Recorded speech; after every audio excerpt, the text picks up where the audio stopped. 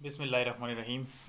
उम्मीद है कि सब लोग खैरियत से होंगे। अच्छा, ये है कि आज की इस वीडियो को आप लोग थोड़ा ध्यान से सुनना भी और इसको देखना भी। मैं एक दफ़ा इस सारी चीज़ को रिपीट करूँगा, कोशिश करूँगा कि कम से कम टाइम में रिपीट करूँ ताकि आप लोगों को ज़्यादा वो लंबी वीडियो ना देखनी पड़े, ठीक है, ताकि चीज़ें कवर हो जाएं। असल चीज़ क्या है कि आप लोगों को चीज़ उसको समझाना और क्लियर करना आपके माइंड को कि किस तरह से आप लोगों ने ये चीज़ें अब करनी हैं।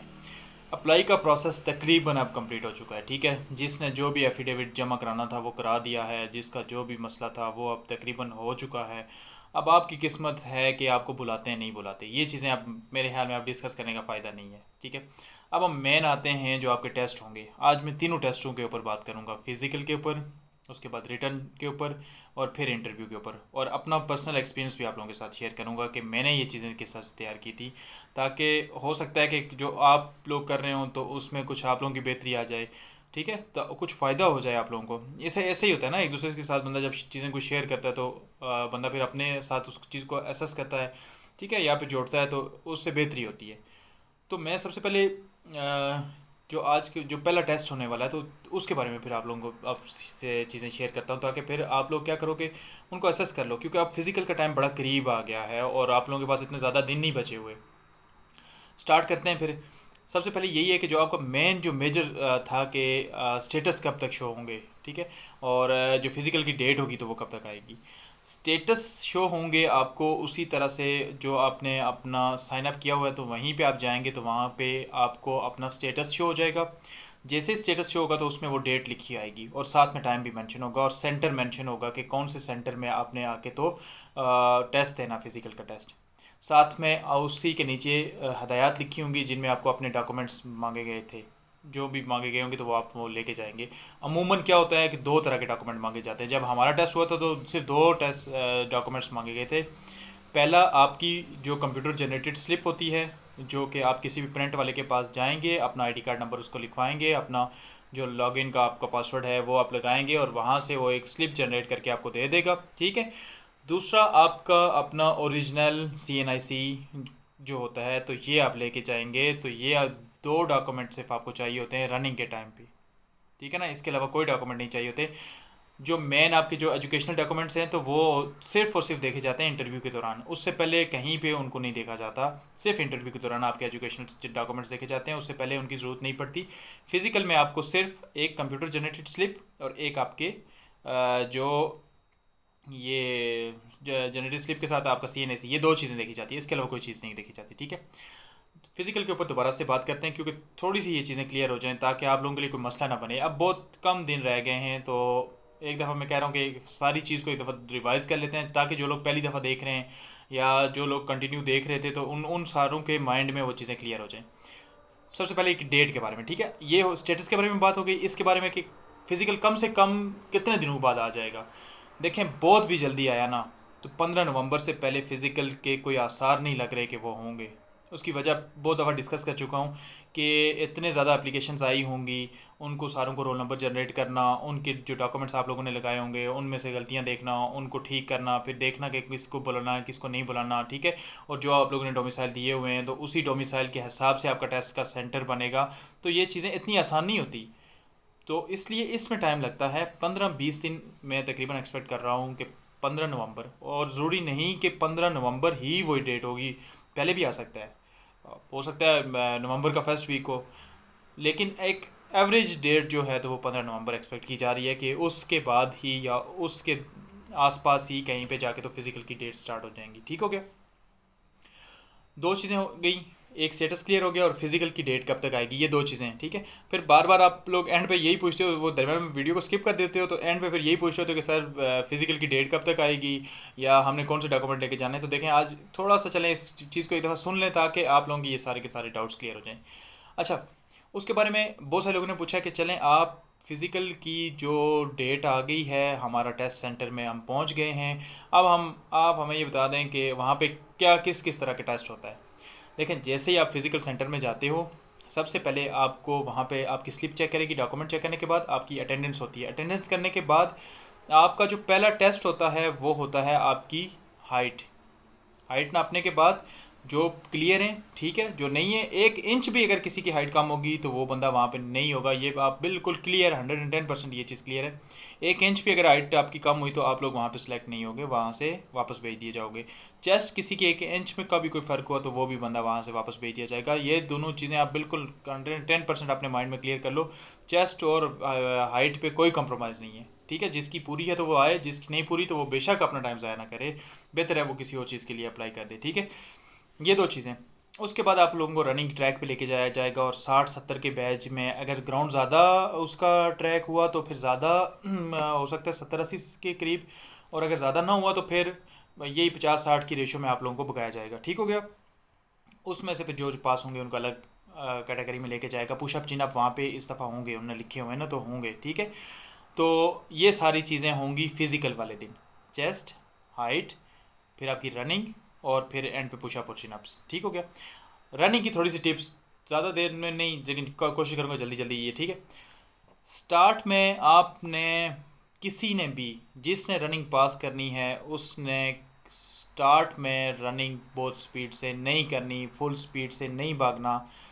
वजह क्या होती है साइंटिफिकली भी और वैसे भी अगर आप देखें तो आप जब एकदम से उसका स्पीड लगा देंगे तो फिर क्या होगा, आपकी जो बॉडी अभी वार्म अप भी नहीं हुई थी, आपका मसल जो उस रूटीन में आया भी नहीं था, तो एकदम से उसमें मसला शुरू हो जाएगा ठीक है। जब वो पुल हो जाएगा या उसमें पेन शुरू हो जाएगा तो आपका जो स्टेमिना था या जो आपका सांस था वो उखड़ जाएगा। जब पहले मिनट में ही आपने अपना सांस उखाड़ दिया या आपको पेन शुरू हो गया, अगले 9 मिनट आपने ज़ाया कर दिए। बेशक पहले मिनट में आपने 150 मीटर भाग गए हों, 100 मीटर भाग गए हों, और लेकिन अगले जो जितने भी मिनट थे तो वो तो आपके बेकार हो गए। उसकी वजह ये कि आपका तो ना तो स्टेमिना रहा ना आपका सांस बाल हो रहा है। तो फिर क्या होगा कि उस तेज़ी का क्या फ़ायदा कि जब आपके आपने इस 1 मिनट के लिए अपने 9 मिनट को ज़ाया कर दिया ठीक है।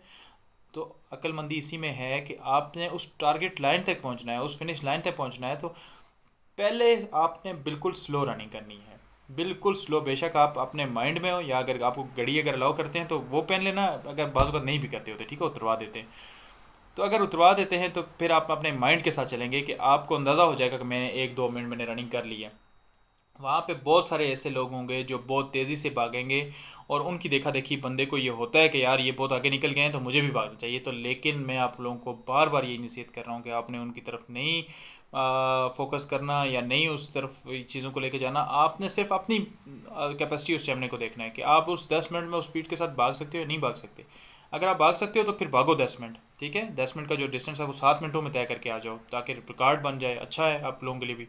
लेकिन अगर पता है कि नहीं भाग सकता हूँ तो फिर तेज़ी करने की कोई ज़रूरत नहीं है। उसी एक नॉर्मल स्टेमिना के साथ भागो, नॉर्मल स्पीड के साथ भागो ताकि आपका सांस ना उखड़े और आप लोगों के लिए मसला ना हो। 10 मिनट बहुत टाइम होता है, इंशाल्लाह इसमें ये आपकी जो रनिंग है तो ये पूरी हो जाएगी अगर आप उसी एक स्पीड के साथ भागोगे तो तब ठीक है। ये टिप है, स्टार्ट में नॉर्मल भागो और एंड पे जब आपको पता चल जाए कि वो सामने फिनिश लाइन है या आखिरी हमारा राउंड है तो उसमें बेशक आप जाके करीब जाके, बहुत ज़्यादा दूर नहीं, यानी अगर पूरे ग्राउंड का चक्कर है तो आप आधा चक्कर काटने के बाद जो आखिरी वाला चक्कर है तो उसमें आप भागोगे तो उस टाइम आप लोगों को मसला नहीं होगा, और इंशाल्लाह आप लोगों की वहाँ पे जो रनिंग है तो वो पास हो जाएगी और कोई आप लोगों के लिए मसला नहीं होगा ठीक है।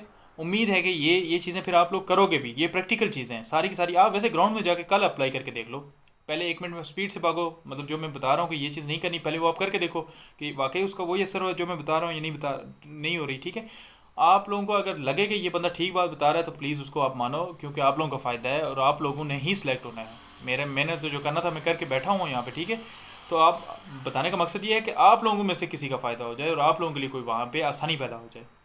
दूसरी चीज़, जब फिज़िकल हो जाएगा इसी तरह से फिर आप लोगों को दोबारा से वापस भेज दिया जाएगा कि अब हम आपको रिटर्न के लिए कॉल करेंगे, तो रिटर्न जब होगा तो फिर आप लोग वहाँ पे आ जाओगे। और सेम रिटर्न के लिए भी यही 2 डॉक्यूमेंट्स चाहिए होते हैं, एक आपका CNIC और दूसरा आपकी कंप्यूटर जनरेटेड स्लिप, या हो सकता है यही वाली जो कंप्यूटर जनरेटेड स्लिप आप पहले दिन फिजिकल में लेके आए हो, इसी के ऊपर पास वाली एक स्टैंप लगा के हम दे देंगे, तो वो पास वाली स्लिप ही आप लोगों ने लेके वापस आनी होती है, तो ये वहाँ पे देखा जाएगा। अब MCQs होंगे 70 नंबर के, सारे के सारे MCQs होंगे, कोई इस दफ़ा सब्जेक्टिव टाइप का क्वेश्चन नहीं होगा, यानी जैसे से ऐसे होता है या फिर एप्लीकेशन होती जो मेरे टाइम आई थी या हमारे बैच के टाइम आई थी, और हम लोगों ने लिखी थी 4-4 नंबरों के। मैं बहुत दफ़ा पिछली वीडियोज़ में भी डिस्कस कर चुका हूँ, डिटेल में जाने की ज़रूरत नहीं है, ठीक है।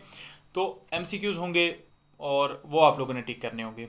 और कुछ ने पूछा था कि कंप्यूटर पे होंगे या नॉर्मल जो इस तरह से होंगे, तो कंप्यूटर पे नहीं हो रहे हैं, ठीक है ना, क्योंकि अभी इतना सिस्टम नहीं है कि उन सारों को कंप्यूटर के ऊपर वो करें, तो रिटर्न ही होंगे। यानी आप लोगों को पेज दे दिया जाएगा एक, जैसे से आप लोगों ने बहुत सारे NTS के पेपर दिए होंगे या एंट्री टेस्ट यूनिवर्सिटीज़ में दिए होंगे, कॉलेजेस में भी अब आ गए हैं, ठीक हो गया। उसी तरह से यहाँ पे एक टेस्ट लिया जाएगा, MCQs दिए होंगे 4, उसके आगे आंसर्स होंगे, तो किसी एक को या तो टिक का ऑप्शन दिया होगा या वो उसको सर्कल करने का ऑप्शन दिया होगा। तो ये चीज़ें आपने वहाँ पर करनी होगी, नॉर्मल सी बात है, ठीक है। इंग्लिश का पोर्शन होता है, इस्लामियात का पोर्शन होता है, मैथ का पोर्शन होता है, कंप्यूटर का पोर्शन होगा, उसमें एनालिटिकल एबिलिटी या जनरल एबिलिटी जिसको हम कहते हैं उसका पोर्शन होगा। IQ भी इसी से रिलेटेड मिलती जुलती चीज़ है, मिक्सअप होता है, ठीक है ना। तो कुछ चीज़ें IQ से रिलेटेड है, और जैसे से एक पैराग्राफ आपको दे दिया जाए, उसके एंड पे उसको क्वेश्चन पूछ लिए जाएँ और उनका आंसर आप लोगों ने करना है, तो ये सारी की सारी इसी ही कैटेगरी में आ रही होती हैं चीज़ें, ओके। तो ये हो गया रिटर्न। अच्छा, रिटर्न के आपने बहुत सामने पूछा है कि रिटर्न में पास के कितने, जो लड़का पास होगा या जो फीमेल कैंडिडेट्स होंगी वो पास का कितने पे होंगी, मेरिट कितने पे बनेगा, आपके टाइम पे मेरिट कितना बना था, तो ये चीज़ें भी चलो मैं डिस्कस कर लेता हूँ। देखिए, पास फेल का क्राइटेरिया नहीं है, पहले भी बता चुका हूँ। 100 बंदे ने अगर अप्लाई किया हुआ है, उनमें से जो टॉपर होंगे, जिनके मैक्सिमम नंबर आए होंगे, उन ही लोगों को इंटरव्यू की कॉल जाएगी। चाहे एक एक वो लाइन ड्रा कर लेंगे कि फॉर एग्जांपल अगर हम देखेंगे कि बहुत ज़्यादा एप्लीकेंट आ चुके हैं, ठीक है, जो कि 40+ हैं, जिनके नंबर 70 में से, तो हो सकता है फिर वो 40+ ही तक वो को बुलाएं, 39 वाले या 38 37 वालों को ना बुलाएं। तो इट्स मीन के मेरिट आके कहाँ पे रुका, 40 पे। वहाँ से ऊपर वाले लोगों को बुलाया जाएगा इंटरव्यू के लिए, ठीक है। तो मेरिट का ये क्राइटेरिया होता है कि जो मैक्सिमम नंबर लेने वाले कैंडिडेट्स हैं उनको इंटरव्यू के लिए कॉल की जाती है, ठीक है। फिर इंटरव्यू में उनकी परफॉर्मेंस देखने के बाद फिर दोबारा से उनकी सिलेक्शन का प्रोसेस शुरू होता है। तो पास फेल का कोई चक्कर नहीं होता। हो सकता है अगर मेरिट मतलब अगर कोई भी बंदा 30 से ऊपर नहीं जा रहा, तो फिर इट्स मीन के मेरिट ही हमारा टोटल कहाँ पे आ रहा है, 30, ठीक है। तो ये डिपेंड करेगा कि कौन सा कैंडिडेट कितने नंबर ले रहा है। फिर आपको पता है कि अब कैंडिडेट्स बहुत ज़्यादा एक्टिव हैं, माशाल्लाह, बहुत ज़्यादा लोग चूँकि अब इन चीज़ों की तरफ आ गए हैं, तो अब वहाँ पे जो पहले मेरिट 30 पे क्लोज़ होता था, अब वो जाके 40-45 पे भी क्लोज़ होने लग गया है, ठीक है ना। मेरे टाइम पे जब हमारा बैच आया था 2019 में, तो हमारे टाइम पे जो मेरिट क्लोज़ हुआ था, तो AJK का जो मेरिट था, लास्ट जो कैंडिडेट था, तो हमारा 46 थे उसके, 46, यानी हम 17 लोग थे टोटल जो सिलेक्ट हुए होके आए थे। तो 70 में से 47 मार्क्स थे लास्ट कैंडिडेट के, जो कि हमारे बैच के थे 2019 के। पंजाब का जो मेरिट था 2019 में तकरीबन गया था 35 या 36 पे, क्योंकि सीटें ज़्यादा थी, तो जब ज़्यादा सीटें होती है तो मेरिट थोड़ा सा डाउन होता है, ठीक है। कम सीटों पे मेरिट हाई होता है। इसी तरह से KPK का मेरिट भी 40+ या 45 इस रेंज में था। GB का भी सेम हमारे कश्मीर की तरह उनका हाई मेरिट था। और बलूचिस्तान का, सिंध का थोड़ा डाउन रहता है, क्योंकि वो डिवीजन होती है रूरल और अर्बन में, तो उनका मेरिट थोड़ा डाउन रहता है, ठीक है। 30 तक भी आ जाते हैं, 35 तक भी आते हैं, ठीक हो गया। तो मेरिट इस दफ़ा भी आप एक्सपेक्ट यही करें कि 40+ ही होगा, इससे कम मेरिट नहीं बनेगा। 70 में से 40+ लोग ही जो होंगे तो उनके लिए बनेगा। हाँ, सवाए इस्लामाबाद के लोगों के लिए। इस्लामाबाद के लोगों के लिए एक बहुत अच्छा एज है, जो लोग इस दफ़ा सीरियस होकर जॉब के लिए वो करना चाह रहे हैं, तो इससे अच्छा मौका उनके लिए नहीं है, ठीक है। 800-900 सीट एक छोटे से शहर में से एक डिपार्टमेंट के लिए, ये बहुत ही रेयर चांस है। मतलब ये बहुत बड़ी अपॉर्चुनिटी है उन लोगों के लिए कि जो इस्लामाबाद पुलिस को ज्वाइन करना चाह रहे हैं और उनका डोमिसाइल इस्लामाबाद का है। तो इन लोगों के लिए तो मेरिट हो सकता है 30 पे भी ना पहुँचे। मैं एक जनरल बात बता रहा हूँ, ये ना कि कल आके सारे अच्छे कैंडिडेट आ जाएं, वो 50 लेना शुरू हो जाएं, तो फिर आप मुझे कहेंगे आपने तो कहा था कि 30 मेरिट बनेगा, लेकिन इस तरह तो मेरिट 50 पे चला गया। समझाने के लिए बता रहा हूँ कि क्योंकि ये लोग यहाँ पे इतना आपको पता ना कि और भी बहुत सारी जॉब्स की अपॉर्चुनिटीज़ हैं, मिनिस्ट्रीज़ होती हैं, ऐसे बहुत सारी और जगहों पे यहाँ पे कैंडिडेट्स अप्लाई कर रहे होते हैं, तो इसलिए बहुत एक्सपेक्ट यही किया जा रहा है कि इनके लिए बहुत अच्छा मौका है इस्लामाबाद वालों के लिए, ठीक हो गया। अच्छा, ये हो गया रिटर्न के बारे में। अब तैयारी कहाँ से करें? जहाँ से आपको डाटा मिलता है, जहाँ से मर्ज़ी डाटा ले लें। कांस्टेबल की 1-2 बुक्स ले लें, कोई भी ले लें, क्योंकि मैं अब नाम नहीं लेता हूँ, क्यों नाम लूँगा तो वही बुक ले लेंगे आप, और कल को अगर क्वेश्चन नहीं आएंगे उसमें से तो फिर आप लोग कहेंगे यार कि इसने तो ये हमें बुक बताई थी तो इसमें से तो कुछ भी नहीं आया। ये होता है वाकई में, कब बाद का बंदा एक पूरी बुक तैयार कर रहा होता है, उसमें से एक क्वेश्चन भी नहीं आता। तो आप अपनी मर्ज़ी की, जहाँ से आपका दिल मुतमईन हो रहा है ना, वहाँ से आप 2-3 बुक्स ले लें, उनकी तैयारी करें। और फिर क्या होगा कि हो सकता है कि उसी में से, आपकी किस्मत है कि उसमें से ज़्यादा से ज़्यादा क्वेश्चन आ जाए। ठीक हो गया, क्योंकि ये इस तरह के क्वेश्चन होते हैं। ये हो गया रिटर्न की बात। इसके बाद इंटरव्यू के ऊपर देखें। इंटरव्यू में मैं कहता हूँ कि जो सबसे सिलेक्शन का आसान तरीका है ना, 3 हमारे टेस्ट होते हैं, रिटर्न, फिज़िकल पहले, फिर रिटर्न और फिर इंटरव्यू। मुझे लगता है इंटरव्यू सबसे आसान है।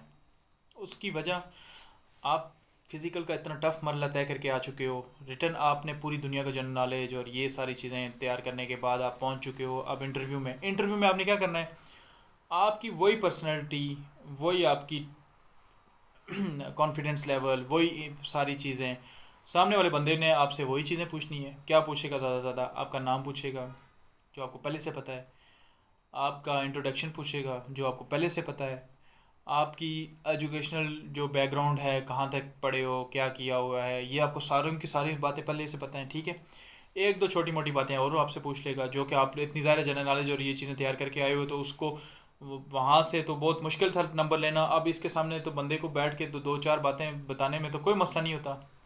चीज़ सारी क्या होती है, कॉन्फिडेंस होती है। आप किस तरह से उस बंदे से बात करते हो, ये चीज़ सारी की सारी इंटरव्यू कहलाती है।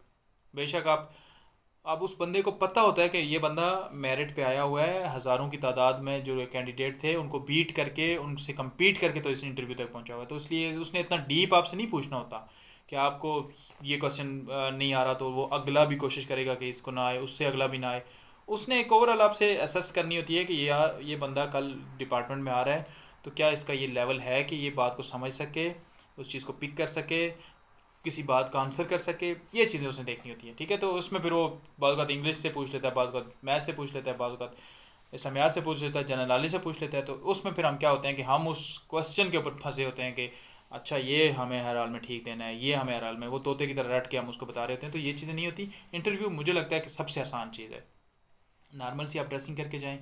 अगर आप 3 पीस में कंफर्टेबल हैं तो 3 पीस पहन के जाएं। शलवार कमीज़ में हैं तो शलवार कमीज़ पहन के जाएं। उसके साथ आप ये ना कि जॉगर्स पहन के चले जाएं। ठीक है, वो एक कैजुअल शूज़, या फिर वो चलें। जब आप पहुंचेंगे तो इंटरव्यू पे के ऊपर वो एक डिटेल से मैं वो चीज़ कर लूँगा। इंटरव्यू का मरला ख़त्म, फिर आपका मेडिकल शुरू। ठीक है, मेडिकल जिन लोगों को होगा उसी दिन से उनकी पे स्टार्ट हो जाती है। मेडिकल जिस दिन होगा जिस लड़के का या जिस कैंडिडेट का, उसी दिन से उनकी पे स्टार्ट। चाहे आपकी ज्वाइनिंग 20 दिन बाद भी थी, लेकिन जिस डेट को आपको मेडिकल हुआ था उसी डेट से। और कोई 1 रुपया भी आपका नहीं कटता यहाँ पे इस्लामाबाद पुलिस में या डिपार्टमेंट में। ठीक है, आपको जितनी भी पे होती है तो उसी तरह से पूरी की पूरी मिलना शुरू हो जाती है। और पे के बारे में जो लोग पहली दफ़ा देख रहे हैं उनके लिए फिर एक खुशखबरी है कि आज या कल ही एक नोटिफिकेशन आया जिसमें इस्लामाबाद पुलिस के जो कांस्टेबल हैं या ओवरऑल इस्लामाबाद पुलिस की जो पे है, तो वो उसमें अच्छा खासा एक इंक्रीमेंट जो था 2-3 सालों के, क्योंकि पता है आपको सिचुएशन किस तरह से चल रही थी कंट्री की, तो नहीं बढ़ रही थी, तो बहरहाल बढ़ गई है। ठीक है, वो पे तकरीबन 9,000 रुपये जो हैं एक कांस्टेबल की पे में इंक्रीमेंट आया। तो अगर वो पहले 50,000, अगर आपने स्टार्टिंग पहले 50 से करनी थी, तो अब वो पहुंच गई है 58-59 तक। जब आप लोग ज्वाइनिंग दोगे तो 58-59 की आप हज़ार की आपकी स्टार्टिंग पे हो गई जो आप लोगों को मिलेगी। तो देखें, आप लोगों के लिए बिगर अपॉर्चुनिटी है कि आप लोग एक ज़ीरो लेवल से स्टार्ट करके एक ऐसी जॉब पे करें जहाँ पे आप लोगों की अथॉरिटी भी होगी, आप लोगों की रिस्पेक्ट भी होगी, आप लोग इज़्ज़त से वो चीज़ें कर भी रहे होंगे, पैसे भी कमा रहे होंगे। ठीक है ना, हर चीज़ यहाँ पे आप लोगों को आसानी के साथ वो चीज़ें मैसर होंगी। और ऑनर की बात होती है कि आप लोग इस तरह के डिपार्टमेंट जाके तो मुल्क को सर्व करें, अपने आप को सर्व करें। ठीक है, आप फैमिली के लिए प्राउड फील होता है, ये सारी चीज़ें। तो उम्मीद है कि आज की इस वीडियो के बाद आप लोगों के जो डाउट्स थे, जो चीज़ें थी, जो क्यूरीज थी, तो वो हल हो गई होंगी। बहुत सारी चीज़ों को मोटिवेशनल लेवल पे भी आप जो लोग लेके जा सकते हैं, उनको उस सेंस में देखें। ठीक है, ताकि आप लोगों के लिए बेहतरी हो। आप लोगों ने आगे यहाँ पे जॉब करनी है, आप लोगों को फ़ायदा होना है। किसी की भी बात अच्छी लग सकती है। देखें, ज़रूरी नहीं कि बहुत बड़े बड़े स्कॉलर्स या मोटिवेशनल स्पीकर्स जो हैं तो उन्हीं की बातें सुन के तो हम मोटिवेट हों। किसी का पर्सनल एक्सपीरियंस आपको बड़ा मोटिवेट कर लेता है। मैं आप चलें एंड पे थोड़ा सा अपना बता देता हूँ। देखिए, मैंने बहुत सारी जगहों पे अप्लाई किया था। पहले मैं शुरू में इस्लाम पुलिस में ज्वाइनिंग से पहले बहुत सारी जगहों पे इस्लाम आर्मी में कमीशन के लिए किया था। ठीक है, ISSB मेरी कोहार्ट में हुई थी, वहाँ से 2 दफ़ा नॉट रिकमेंडेशन, फिर उसके बाद दोबारा मैंने फिर यूनिवर्सिटी में जाके तो अपनी एजुकेशन को कंप्लीट किया। ठीक है। एजुकेशन कंप्लीट करने के बाद फिर दोबारा से मुख्तलिफ डिपार्टमेंट में, कोई डिपार्टमेंट नहीं छोड़ा, ASF, ANF, FIA, IB, उसके अलावा लोकल गवर्नमेंट की जो जॉब्स थी ये सारी की सारी मैं अप्लाई करता रहा हूँ। तैयारी बालकत की बालकत नहीं की वो एक अलग बात है, लेकिन अप्लाई सब में किया। रनिंग सब डिपार्टमेंट्स की क्लियर की हुई है, कभी रनिंग में फेल नहीं हुआ, कभी किसी चीज़ में फेल नहीं हुआ। और रनिंग का वही एक्सपीरियंस जो बता रहा हूँ, जो टिप्स मैंने बताई हैं, यही मैं खुद करता हूँ तब पास होता हूँ, इसलिए आप लोगों को बता रहा हूँ, ठीक है। फिर क्या होता है कि एक टाइम आता है कि आपकी जॉब हो जाती है, और फिर वो बंदा कहता है कि यार अच्छा ये जो मैं स्ट्रगल करके आया था ना, तो ये मेरे लिए कितना फ़ायदा हो गया। फिर वो भूल जाती है स्ट्रगल आपको, जब आपको वो रिवार्ड मिलता है ना, तो ये स्ट्रगल भूल जाती है। ये स्ट्रगल उस टाइम तक स्ट्रगल लगती है जब आप इसके प्रोसेस से गुजर रहे होते हैं, जब आपको रिवार्ड आना शुरू होता है तो आप इस स्ट्रगल को भूल जाते हो। तो अल्लाह करे कि जिस तरह से आज मैं यहाँ पे मुतमईन होकर बैठा हूँ और चीज़ें आप लोगों को बता रहा हूँ, कल आप आए नेक्स्ट बैचेस जो आएंगे उनसे शेयर करें, उनको अपना एक्सपीरियंस बताएं, ठीक है। तो आप लोगों के लिए मेरी तरफ से बेस्ट ऑफ लक। इंशाल्लाह आप लोगों में से मैक्सिमम लोग जो होंगे तो यहाँ पे सिलेक्ट होके आएंगे और ज्वाइन करेंगे इसको। फिर वो उनसे एक्सपीरियंस शेयर करेंगे, मिलेंगे उनसे, गपशप करेंगे, ठीक है। और पूछेंगे कि कैसे लगा है सारा प्रोसेस, सारी यहाँ की जो रूटीन है, ड्यूटीज़ हैं, इंशाल्लाह जो जो चीज़ें हमसे होंगी वो आप लोगों को गाइड भी करेंगे, शेयर भी करेंगे।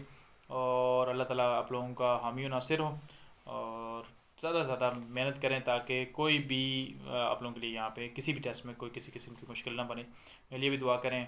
और अगर आप लोगों को ये चीज़ें अच्छी लगती हैं तो दूसरों के साथ भी शेयर करें, लाइक करें, सब्सक्राइब करें, शेयर करें, जो दिल करता है आप लोगों को करें, ठीक है। अल्लाह हाफ़िज़, शुक्रिया।